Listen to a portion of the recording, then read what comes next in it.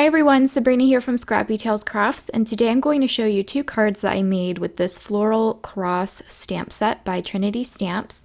So for my first card, I'm going to place this 4 by 5¼ inch white panel into my MISTI, and then in the center of it, I'm going to place the Floral Cross. I'll lift that stamp up using the door of my MISTI, and then I'm going to ink it up with some Toffee Crunch Memento ink. Here I'm showing you I have the Dewdrop. And this ink is perfect for no-line coloring in the second generation. So I'm going to stamp it first onto some scrap paper, and then I'll stamp the second generation onto that white panel. Now you can see I did not get a perfect impression. There's some darker areas towards the bottom left of that cross, and that's not a huge deal. I purposely chose some darker colors to use to hopefully fade out that darker ink, but the areas where it did stamp nicely was the perfect amount of color that I needed to see the image and to color it. Now, in hindsight, this image is probably not the best for beginner no-line colorists such as myself. It was a little bit challenging because the images are so small and you do have to bring back that shape so that it doesn't just look like a blob. So for the roses, you have to add those petals back in, and since they're so small, it's very difficult to use 3 markers per image, and the Copics are great. The nibs, however, are quite large, so you can get some pretty fine strokes with the nibs, but these were so small that it was extremely difficult to get any sort of contrast and highlights in there. But I think I did pretty well given the size of these images, and overall I'm really happy with how it turned out. And even though I'm a beginner no line colorist, I guess, I liked the challenge, and I feel like I learned more from starting out with a difficult image than starting out with the more simple large image. I guess the only advice I would give if you are no-line coloring is to first go in with your darkest marker and basically redraw those stamped lines with the darkest marker.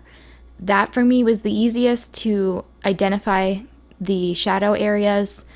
I know a lot of people don't do it that way, but for me that was just the easiest way to visualize the flower without it looking like a blob.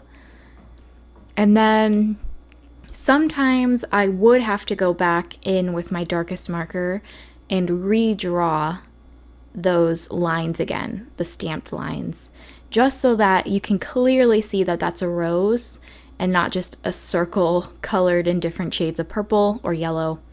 So yeah, so I would just advise starting with your darkest marker, redrawing the stamped lines, and then doing your shading. And then even if you have some colors that really blend in together, such as the yellows, I would go back in with that darkest marker and redraw those lines. And I took a lot of that out, which I wish I didn't.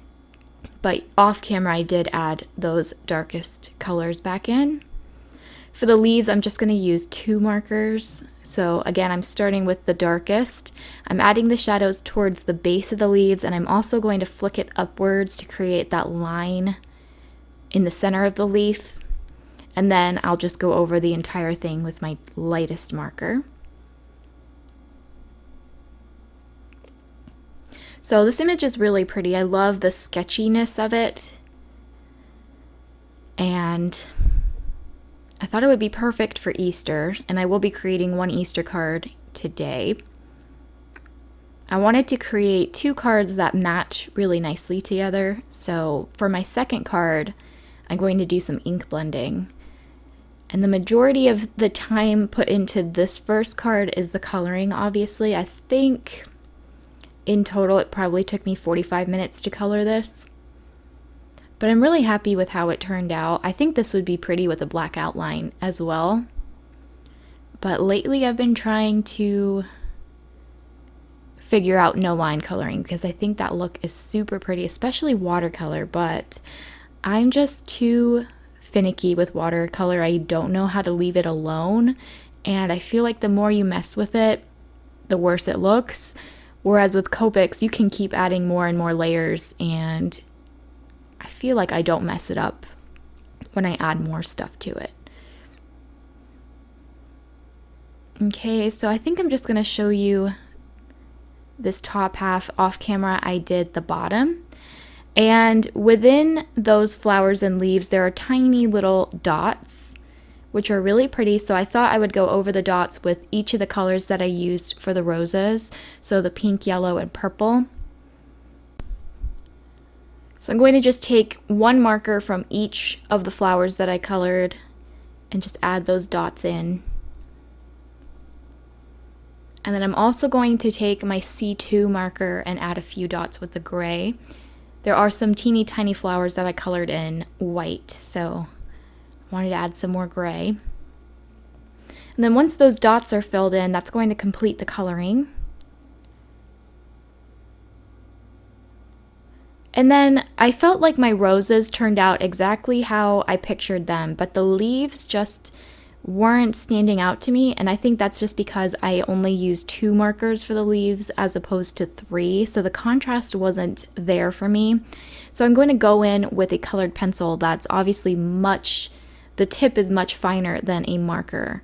So I just went in and added some detail, mostly the stems of the leaves, the center of them. I added that line back in with the pencils, and that to me looked a lot better. So you can see I stamped Easter blessings in the center of that cross with VersaFine, and I didn't like how that looked. It just didn't stand out for me. So I'm going to re-stamp that onto some black cardstock and white heat emboss it. And while I'm at it, I'm going to also white heat emboss the second sentiment I'll use for card 2. And for that, I chose Praying for You. These are the 2 sentiments from the stamp set. So I'm going to just freehand cut out this sentiment. I thought at first I wanted the sentiment to be attached, but I decided to cut the Easter and the blessings apart. And then for the blessings, I'm just going to cut around it, leaving a little bit of a black border. And then for the Easter, I just made it into a small rectangle. And I liked how that looked, so I'm going to glue that down above the one I stamped onto the cross with my art glitter glue. And since this card looked really simple, especially, it's not really something I tend to do. I'm not a simple card kind of person. I felt like it needed a little something, so I ran it through a stitch rectangle die. And then just to embellish this card, I'm going to add some Trinity Stamp gems here, and I will have these linked down below. These are super pretty. They're clear, but they kind of have a rainbow tint to them. Okay, and then I decided to mat this panel with some black cardstock. I love using black to frame in my cards. I really feel like the black helps to draw your eye towards the center of the card panel. And then I'll just attach that to my A2 card base, and that's going to complete the first card. Here's a close-up.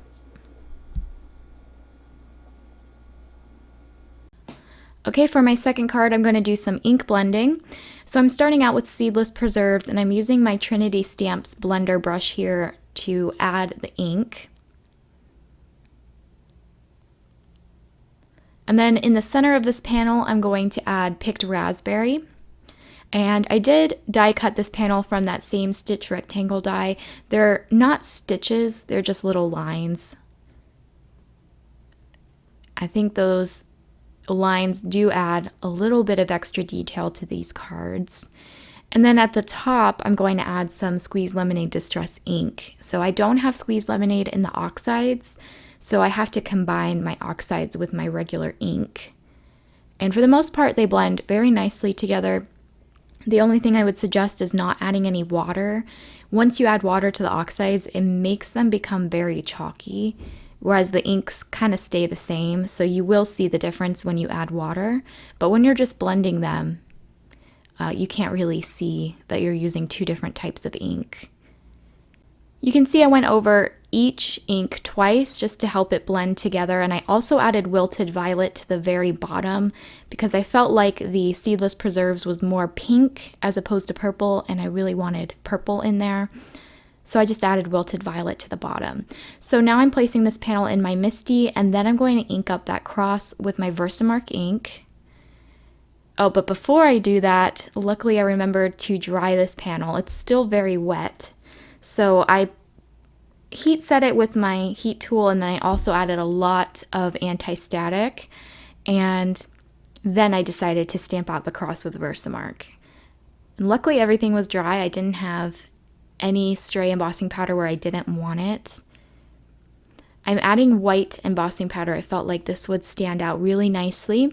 If you wanted to, you could have stamped the cross before you started ink blending, and then you could have done a embossed resist technique. So you could have went over it with your inks and then take a dry paper towel and wipe away the excess ink on the white embossing powder. And that way you wouldn't have to heat set it after you ink blend, but I just really wanted a stark white image, so that's why I decided to do the ink blending first. Here you can see I'm going to add the Praying for You sentiment, and I really liked how the blessings looked on my last card, so I'm going to do the same thing with this praying sentiment. Just going to cut around it, leaving a small black border, and then for the For You I left it as a rectangle. I'll attach that with my art glitter glue. And then I wanted the roses on the cross to stand out more. So I'm taking a Wink of Stella brush and I'm just going to go over each of those roses with the water. I'm using a lot of water here, and that's because I want to pick up the ink that's underneath. You can see that it is lightening the image a little bit, not drastically, it's very subtle, but you are going to notice the difference when I add this to a black matte. So I went over each image maybe 2 or 3 times. You don't want to overwork it, which I probably did, honestly, because your paper will peel. So you might want to use Bristol. Right now I'm just using 110-pound white Nina. This is a pretty substantial cardstock though. It will take a lot of abuse before it starts peeling. So, and then just to match the first card I made, I decided to add some more of those gems. And whenever I'm adding any sort of embellishment, sequins, gems, anything, I tend to always add them in a diagonal. I'm not sure why. It just seems to be pleasing to my eye. So I'll just attach those with my art glitter glue. And I do really like how there's different sized gems in the Trinity gem packs. So I'm going to mat this panel with some black cardstock, and then I'm going to pop it up with some foam tape. This panel was quite warped. I did add a lot of heat to it, so I made sure to cover the entire back with foam tape, and this is very sticky foam tape, so it's definitely going to flatten that panel out. All right, and that will complete my second card. Thank you guys so much for watching, and if you have any questions or comments, please leave them down below and I'll be sure to answer them. Thanks again for watching, and I'll see you next time. Bye!